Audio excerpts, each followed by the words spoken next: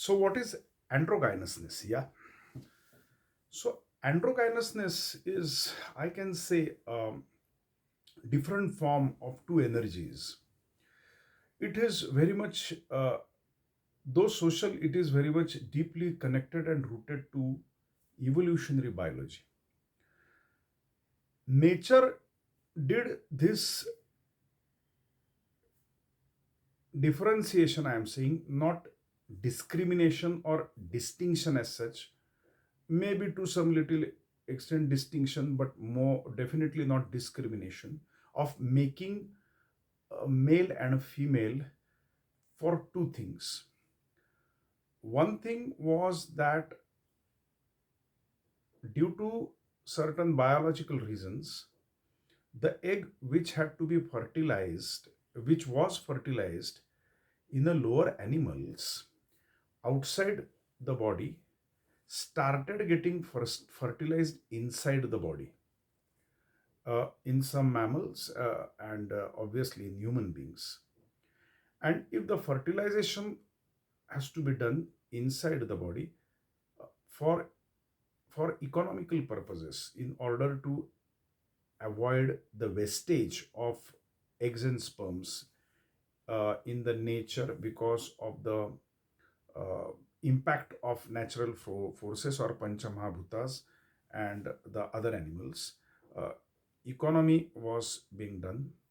The chemical composition of eggs and mm, uh, the sperm, which is made up of material like lecithin, lysolecithin, sphingomyelins, phospholipids, was shunted to make a better human brain at the cost of having less number of progenies or children.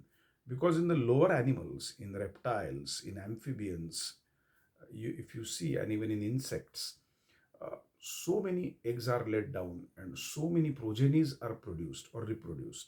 This doesn't happen in men. So so in order to have to conserve this material for brain, conservation of eggs and protection of eggs was necessary. And that was the reason evolutionary why the egg was fertilized inside a human body in the uterus, implanted, conceived, and then it was reared inside till it forms a baby or a neonate sufficient enough to at least survive by taking breathing outside the human body. Now, it was because of these reasons that this distinction was made. And another reason was obviously the sperms and the eggs. They add the kaleidoscopic variation to the genetic uh, differences, or genetic variation or diversity, because of which this wonderful human race has been generated, having wonderful different types of intelligences, aesthetically beautiful talents. So now what happened, that when this evolutionary change or leap was being done, uh, uh, or transformation was being done, obviously some difference has to be there. So that being which received the sperms and held up the ovum inside the non-fertilized and fertilized, and then reared that in the uterus, was conventionally, or so called eventually by human beings only, called as females. And the other counterpart was who inseminated their sperms inside the cavity of the women, uh, the cavity in form of vagina, obviously, were called as males. Okay, because man, woman, male, female are what? They are concepts, they are words belonging to the human language. They are human constructs and concepts in turn again. I don't think animals must be having these words and must be celebrating. Do animals celebrate Men's Day and Women's Day? No, not at all. I don't know. I have not gone for that celebration any time in my life.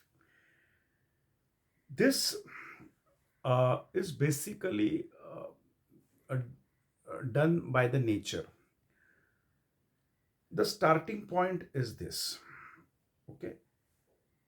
Thus, so there is a difference between something called as a biological androgynousness, which means male and female, nar, nari या nar आणि madi, and there is a difference between a social androgynousness. So first in this video, I have told you what is a biological androgynousness. Now in the next video, I will be telling you what is a social androgynousness and how biological androgynousness got connected with this social androgynousness. Andro is again male, and gynec or gynous is a female. Okay, interesting, है ना बहुत, because see, male and female nature has doesn't made it just time pass के लिए, just ऐसा ही यूं ही. Nature always has some intention. Yeah. So to summarize, number one, from lower animals to higher animals, nature wanted to shunt, first to stop the wastage of eggs and sperms. Second, shunt that chemical material to form a better brain. Third, in order to have that, instead of laying the eggs and sperm outside the body, better to store it inside the body, human body. And finally, to rear it. And also, fourth is to have good admixing of kaleidoscopic admixing of different genetic material in form of sperms and ovum to create variety of human beings of fantastic intelligences, multiple intelligences of Alport Garden, and aesthetically great creative and value with talents. Four things.